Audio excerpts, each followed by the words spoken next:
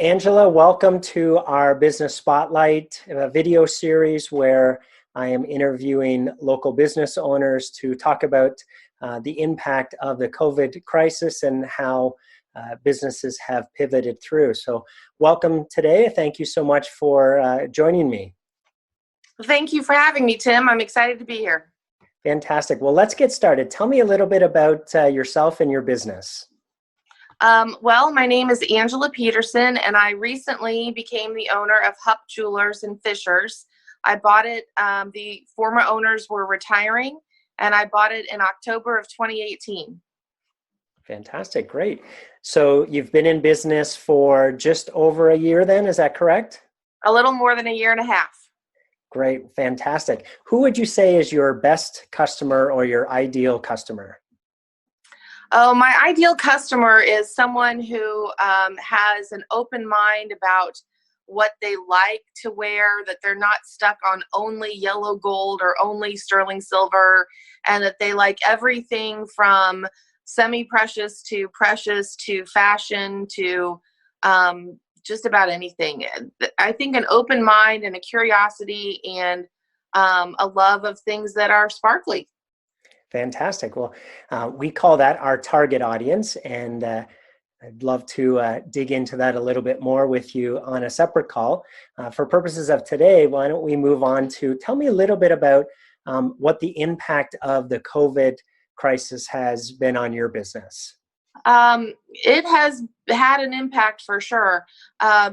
We were shut down for 7 weeks.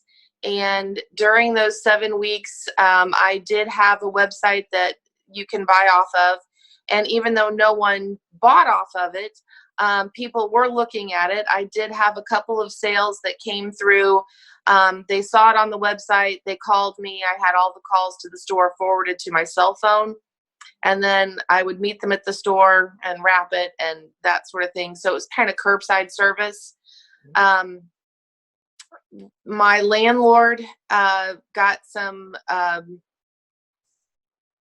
don't know what kind of help they got, but some sort of government loan so that they have reduced my rent for April, May, and June to half.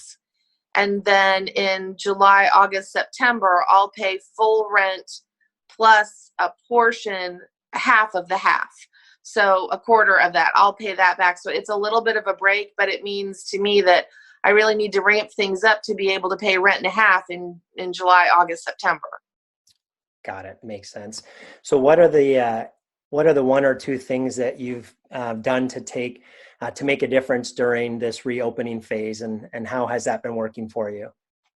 Well, I was very excited because one of the things I really needed in the business was a POS.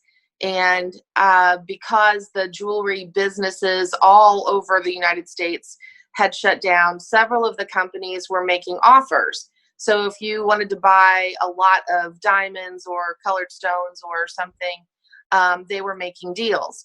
Well, one of the companies was a POS system, and they gave me a better deal than I would have gotten at any other point in time. And since I ordered it on April 13th, and thinking I had at least 2 weeks to get in the store, do the inventory, clean everything, get it into this POS. And it arrived on Wednesday the 15th. And then we had a major break-in on Friday the 17th. So nothing was stolen, but they did a lot of damage, and I didn't get around to getting the things inputted. However, I've hired someone to do that for me, and it's going extremely well. So in a couple of weeks, I expect to have that up and running fully. Wonderful. Well, I'm so sorry to hear about your break-in, but happy to hear nothing was taken and that you've used this time to be able to upgrade your systems and get yourself ready to open. During times like this, as business owners, we know we must think differently. So have you had an opportunity to have a pivot strategy session yet? I haven't had a pivot strategy session. I tend to be I take a little longer to come to the table than some. I weigh my options, and I've been thinking about this now for a while, but I think I'm going to try to pivot not so much away from retail, but I'll still have that portion of it, but pivot much more towards repair and custom work. Great. Well, maybe in another time we can set up that pivot session for you. It's free of charge, just to give you some different points of view and some perspectives on the different areas that you are able to explore going forward. Okay, That would so be wonderful. this next question is quite interesting. It's been said that smart people learn from their mistakes and wise people learn from the mistakes of others. What mistakes did you make along the way, and how can other entrepreneurs learn from your experience?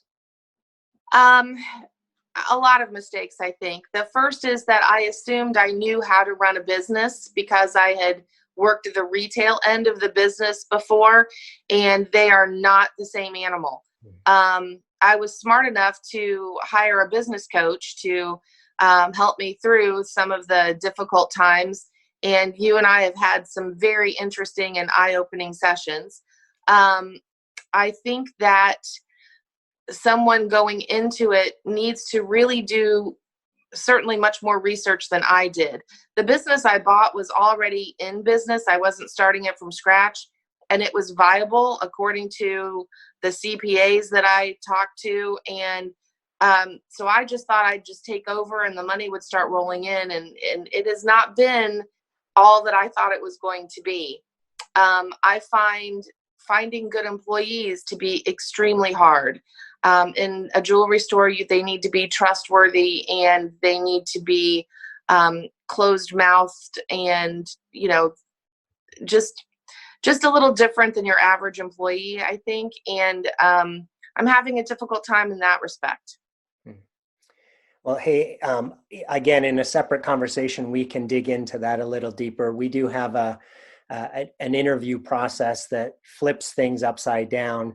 We call it a deselection process. And what it does is it puts more ownership on the employee to prove to you that they really want to work for you for the right reasons, as opposed to the burden on you to screen a bunch of interviews or a bunch of resumes and have a bunch of interviews. So we can talk about that offline. Second to last question here, Angela. We have your email and website address and phone number to include in this post. Is there anything else that you would like the folks who are listening to this video to know? Any special offers or any other information about your company that you'd like them to know? Well, the information about the company is that we've been in business since 1977, and you can't stay in business that long unless you treat people right and you're honest and you're not gouging prices and things like that. I would like people to know that an independent jeweler is going to almost always give you a better price than a big box store. We have more wiggle room, and we are there to service your purchase for the rest of your life. If you buy it online, you can't send it back to have it sized. And so we'll take care of that for you, and we'll really become your friend and be honest with you about what is good and what is not good. So that's probably the most important thing. Then anyone who says that they've seen this podcast or broadcast or whatever it will turn out to be, if they let me know, or if they let me know that they are a client of yours, I will happily give them a 20% discount. First-time customers, the same.